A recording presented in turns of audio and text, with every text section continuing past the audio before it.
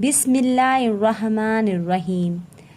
ناظرین، آج ہم آپ کو پیارے نبی صلی اللہ علیہ وسلم اور ایک مکڑی کا واقعہ سنائیں گے جو غار ثور میں 700 سال تک پیارے نبی صلی اللہ علیہ وسلم کے دیدار کا انتظار کرتی رہی کہ پیارے نبی صلی اللہ علیہ وسلم مکہ میں لوگوں کو دین حق کا پیغام پہنچا رہے تھے۔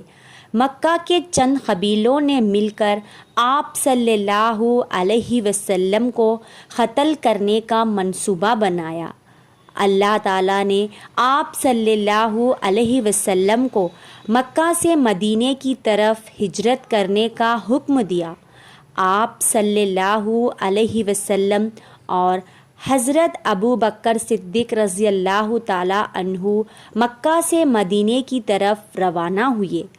مکہ کے مشرکینوں کو جب علم ہوا تو آپ صلی اللہ علیہ وسلم مکہ چھوڑ کے جا چکے ہیں، تو انہوں نے مشرکین مکہ میں سے چند لوگوں کو آپ صلی اللہ علیہ وسلم کے پیچھے روانہ کر دیا اور حکم دیا، کسی بھی صورت میں آپ صلی اللہ علیہ وسلم کو پکڑ کر دوبارہ مکہ لاؤ۔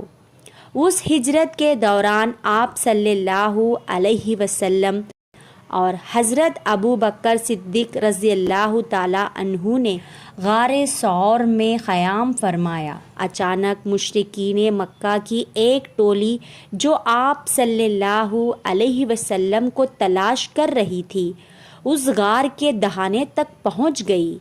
پیارے نبی صلی اللہ علیہ وسلم اور حضرت ابو بکر صدیق رضی اللہ تعالیٰ عنہ غار کے اندر تھے۔ آپ صلی اللہ علیہ وسلم کو صرف ان لوگوں کے پاؤں نظر آ رہے تھے۔ اللہ تعالیٰ نے اپنے حبیب کی اس طرح حفاظت فرمائی کہ غار کے منہ پر کھڑے مشرکین مکہ واپس پلٹ گئے۔ اس غار میں ایک مکڑی تھی جو 700 سال سے آپ صلی اللہ علیہ وسلم کے وصال کا انتظار کرتی رہی۔ 700 سال پہلے اللہ تعالیٰ نے مکڑی سے وعدہ کیا تھا کہ وہ جا کر غار ثور میں میرے محبوب کا انتظار کرے۔ اللہ تعالیٰ نے اس مکڑی سے فرمایا کہ میں تم سے وعدہ کرتا ہوں، ایک دن تم میرے محبوب کا دیدار ضرور کرو گے۔ اس امید پر وہ مکڑی 700 سال تک اس غار میں آپ صلی اللہ علیہ وسلم کا انتظار کرتی رہی۔ پیارے نبی صلی اللہ علیہ وسلم رات کو اس غار کے دہانے پر پہنچے۔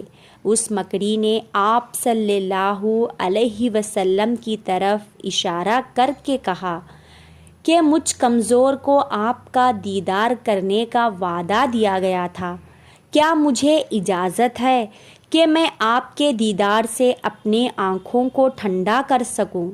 وہ مکڑی آپ صلی اللہ علیہ وسلم کا کافی دیر تک دیدار کرتی رہی۔ سبحان اللہ، کیا شان تھی ہمارے پیارے نبی صلی اللہ علیہ وسلم کی۔ امید ہے کہ یہ واقعہ آپ کو پسند آیا ہوگا، تو ثواب کی نیت سے آگے بھی ضرور شیئر کریں اور ہمارے چینل نبی کی سنتوں کو لازمی سبسکرائب کریں۔ آپ کی پیدائش کے 7ویں دن عبد المطلب نے آپ کا عقیقہ کیا اور نام محمد رکھا۔